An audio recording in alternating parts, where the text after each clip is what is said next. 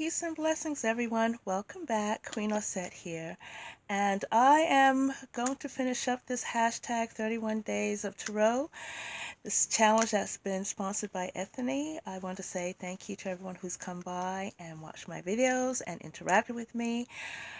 This challenge has been very insightful, has caused me to grow a little bit more, broaden my worldview, my perspective on the world of tarot. I'm sure many of you have come by and listened and heard my point of view on this wonderful tool that we have to use for our personal growth. So today I'm going to finish up with questions number 29 through 31. 3 questions. Let's get started. So question number 29, what are my beliefs around the mechanics of a reading? How do you think it works? Is it me, the subconscious, my higher self, spirit guides, etc.? Well, my belief around the mechanics of a reading is all of these things. I come from a lineage, a spiritual path that does not use the tarot for divination. It involves mechanics that are much different than the tarot, but yet it involves some of the same aspects. I see the tarot as an extension cord to the divine mind, the universal source, the great spirit, the great pumpkin, I don't know, the big donut or the bagel in the sky. I just feel that these 78 cards, these 78 pictures provide, as I said in one of my earlier videos, keys to unlock a particular door to get you a little bit closer down your path, this journey that we are all taking part in, this journey called life. I think that everyone, when you sit down to do a reading and you set your intentions that you want to get the answer that is right for you at that moment, everyone who is around you, your spirit guides. I know for me, my ancestors, my father, my grandparents, my aunts and uncles, they all surround me. I feel their energy around me. My higher self, whatever that is, who defined that? My spirit guides, who defined that? I do know that I have a guardian, so to speak, a teacher who came to me in spirit form to teach me the tarot. I'm going to say that she's an ancestor, and she has been walking with me for the longest time. She's never revealed her name, but I can tell you that she doesn't look like me. And she has beautiful red hair, and I always see it in green. And probably the one depiction that brings her close is this card. She's faceless, and yet she has a face. And there's something about this imagery that brings her to mind. And she has been with me walking this tarot path for close to 30 years. She taught me the mechanics, I guess you could say, for lack of a better term, of the tarot. She taught me how to trust myself. You see, when I was learning this spectacular form of divination, I had no teachers. I had an interest. And in one of my earlier videos, I talked about my first deck being the Aquarian. And then when I wanted to delve a little bit deeper, I picked up the Rider-Waite-Smith deck. I had no instructions. I didn't have a book, I can't even say, to start with. It was many years on that I found books. I give to my students now what I wish I had back then, which is a class interaction, personal interaction.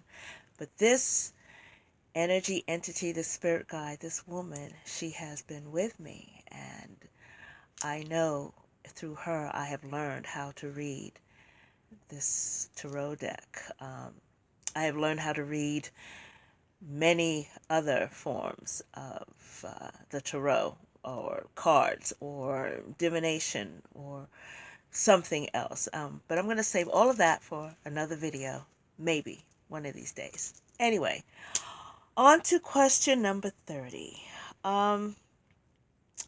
What is the most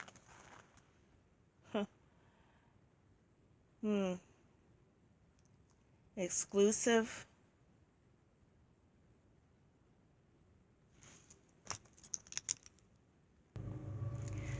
sorry about that. For some odd reason, this particular question always, I've been looking at it for the past couple of weeks, and it always causes me to get a catch in my throat because it surprises me that in this day and age we are still asking these questions and we're still addressing them. I'm also surprised by some of the responses and such that I've been hearing on during this challenge. So the question is, what is the most culturally inclusive deck you own? I own a lot of them. Ancestral Path, well, you know the story, I had that. Tarot of the Ages, many people tend to bypass this deck. It's multicultural across the board. It's one of the earliest decks that I had found after Ancestral Path, or perhaps before Ancestral Path, I don't remember. Sun and Moon, World Spirit, the Mary L, Dark Goddess, Mythic Goddess, Modern Spellcasters, the Good Tarot, of course the Mother Peace Tarot. I just acquired this one, which is the Next World Tarot. I think we're still striving. We're still striving to do something to make sure everyone is included. But I think no matter what happens, there is always going to be someone that is left out, forgotten, or missed, or perhaps overlooked. And I want to believe that it's not intentional. And I think it speaks to your experience with the tarot. If we are dipping into the collective consciousness to retrieve the information that we need, who's putting that information into the collective consciousness? I feel that we are. I don't feel that the collective consciousness is an entity by itself. So when we ask in this day and age about a tarot deck that is culturally inclusive, considering, I cut my baby teeth on that deck, and this is another deck storage story. And yet, throughout the years, I guess I expected things to improve. I have here, you recognize this card. This is from 1970. This is the Morgan Greer. And then I have, the Aquarian. This is from the 70s as well. But then I have this card from 2014. And I have this deck from 2017. So even though we are trying to include everyone, I think that sometimes the attempt to do so is misaligned. It's done incorrectly because the inclusivity is done from the creator's perspective. And if this is your perspective of including someone other than yourself, then I would rather stick with this deck, because it's kind of like how I enjoy my tequila, straight up, no chaser. Okay? But to answer the question, and I know this was a very delicate subject for a lot of people, but to answer the question, I do have something here. I do have a deck. I do have a deck that is culturally inclusive to everyone.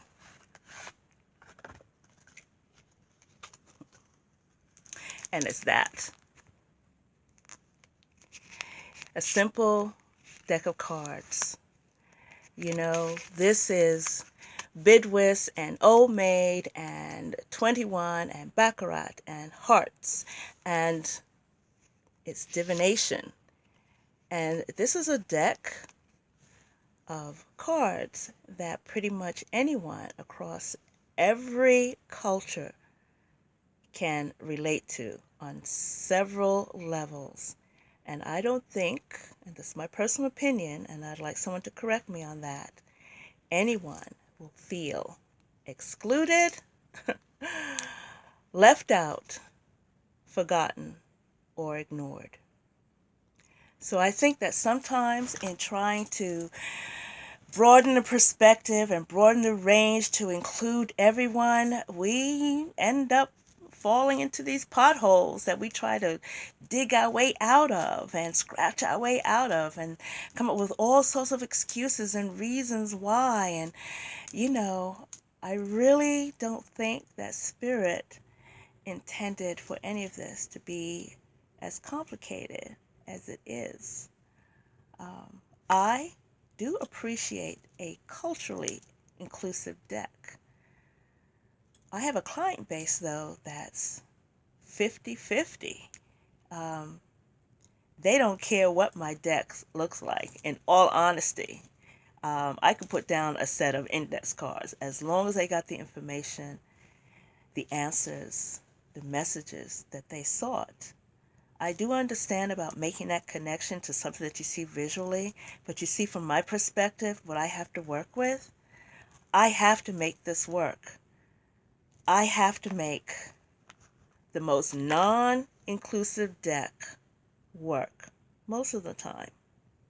So it's either this deck that I work with, or the Aquarian, or the New Palladini, or something else. So having an inclusive deck, it's wonderful, but it's not important to who I am or what I do. It does not define me. It does not define my practice. It does not define the messages. It does not define the clientele that I service. It's just a pack of cards with pictures that were created by people who want to show their experience. Now, one of the things that I'd like you to do in this year, 2018, since it's ruled by the High Priestess and the Justice card, I just want you to do one thing for me. Anytime you come across a situation that you're not sure of, anytime you come across a piece of information that you know is not correct, anytime you have a question about something, rather than making an assumption, just ask. I can assure you that someone will be able to give you the answer that you need.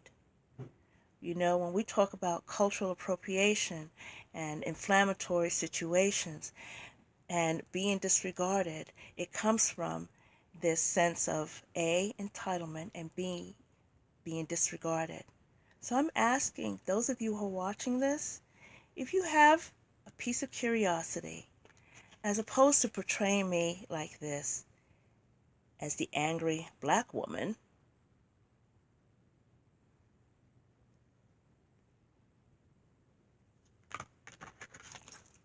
or portraying me like this,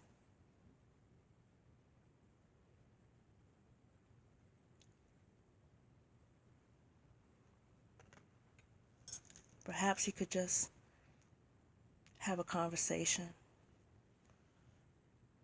have a dialogue.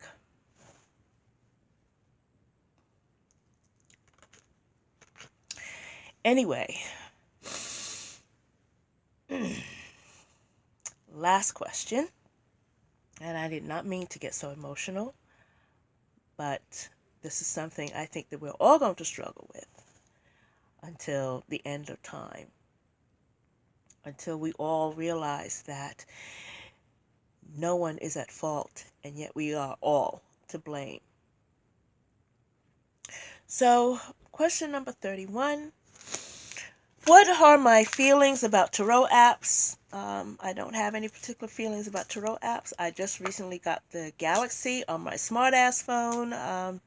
Interesting because I get a daily card or something like that. But one of the apps I do have and do enjoy is the Orasma that goes with the Kipper cards. And I love it because it helps you walk through the cards, learn the cards, and you see them in action, you know. I have a coworker who is just weirded out by the child card because she sings Twinkle, Twinkle, Little Star. And he says that anytime a child is singing in, you know, a spooky movie, it just means that someone is going to die. So, with that, I am complete. Thank you so much for coming to my channel, and hopefully I'll see you soon. I am going to do another VR to Brian. I did say that I wasn't going to do any more challenges after this one, but Brian's, 3 times 3 times 3 challenge is something that I want to get involved in, and I'll probably do that this weekend. But until we meet again, stay blessed, stay breezy.